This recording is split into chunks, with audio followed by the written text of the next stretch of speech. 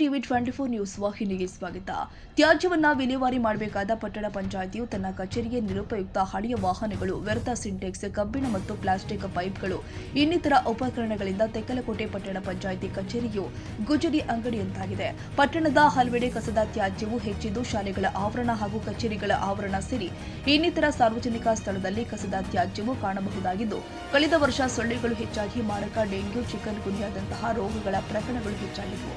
ಲಕ್ಷಾಂತರ ರೂಪಾಯಿ ಮೌಲ್ಯದ ಸರ್ಕಾರಿ ವಾಹನಗಳು ಗುಜರಿಯಾಗಿ ಬದಲಾಗಿದ್ದರಿಂದ ಸರ್ಕಾರದ ಹಣವೂ ಪೋಲಾಗ್ತಾ ಇದ್ದು, ಸಾರ್ವಜನಿಕರ ತೆರಿಗೆ ಹಣದಲ್ಲಿ ನಡೆಯುವ ಸಂಸ್ಥೆಗಳು ಹೀಗೆ ಅವ್ಯವಸ್ಥೆಯ ಗೂಡಾದ್ರೆ ಜನಸಾಮಾನ್ಯರಿಗೆ ತೊಂದರೆಯಾಗ್ತಾ ಇತ್ತು. ಸಂಬಂಧಿಸಿದ ಅಧಿಕಾರಿಗಳ ಮೌಲ್ಯಕ್ಕೆ ಇಲ್ಲಿನ ನಿವಾಸಿಗಳು ಹಿಡಿಶಾಪ ಹಾಕ್ತಿದ್ದಾರೆ. ಸೂಕ್ತ ಮಾರುಕಟ್ಟೆಯ ನಿರ್ವಹಣೆ ಇಲ್ಲದ ಕಾರಣ ರಸ್ತೆಯ ಮೇಲೆ ಎಲ್ಲಂದರಲ್ಲಿ ತರಕಾರಿ ಮಾಡ್ತಾ ಇದ್ದು, ಇದರಿಂದಾಗಿ ರಸ್ತೆಯ ಮೇಲೆ ತಿರುಗಾಡುವ ಸಾರ್ವಜನಿಕರಿಗೆ ತೊಂದರೆ ಆಗ್ತಾ ಇದೆ. ಇನ್ನು ಮುಂದಾದರೂ ಸಂಬಂಧಿಸಿದ ಜಿಲ್ಲಾ ಮಟ್ಟದ ಅಧಿಕಾರಿಗಳು ಪಟ್ಟಣದ ಮೂಲಭೂತ ಸೌಲಭ್ಯಗಳ ಒದಗಿಸುವತ್ತ ಗಮನ ವಹಿಸಬೇಕು ಎಂಬುದು ಸ್ಥಳೀಯರ ಒತ್ತಾಯವಾಗಿದೆ. Honnurappa Siruguppa, TV 24 news.